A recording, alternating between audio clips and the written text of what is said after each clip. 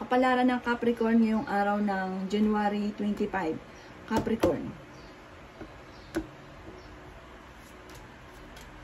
Sinasabi po dito na ating tarot card Capricorn na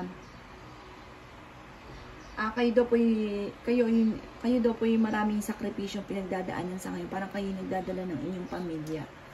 Sinasabi rin po dito na maaaring meron kang nakasamaan ng loob na parang kailangan mong pagbigyan or kaya mag-move on kung sino man po yung nakasamaan nyo ng loob.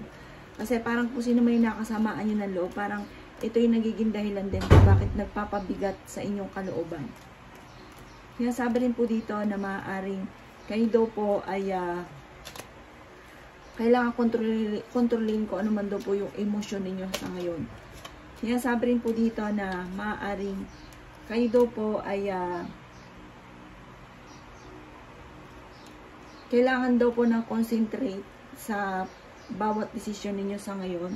Dahil parang nawawalan ka ng focus kung ano man daw po yung problema mo sa ngayon or yung trabaho nyo sa ngayon. Parang nawawalan kayo sa focus. Sinasabi rin po dito na marami kang mga alinlangan. Marami kang gustong gawin pero lagi kang pigil. Sabi po dito, kayo daw po yung magiging matagumpay sa buhay Capricorn. Sinasabi rin po dito na marami ka lang, parang nadidismaya ka. Marami kang mga inaasahan pero hindi yun yung nakikita daw po ninyo. Hindi yun yung nangyayari kaya nadidismaya daw po kayo.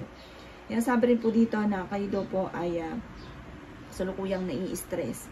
Sinasabi rin po dito na kailangan maging honest ka sa inyong sarili. Tanggapin kung ano man daw po yung tama na dapat tanggapin. Dahil parang ito rin dahil ako ba't nagpapabigat sa inyo pong kalooban Capricorn. Parang sa bawat araw nagiging malulungkutin ka dahil parang marami kang kinikimkim na kailangan alisin nyo na ito kung kinikimkim po ninyo para tuloy-tuloy daw po yung flow ng swerte at hindi kayo mas magiging malungkutin.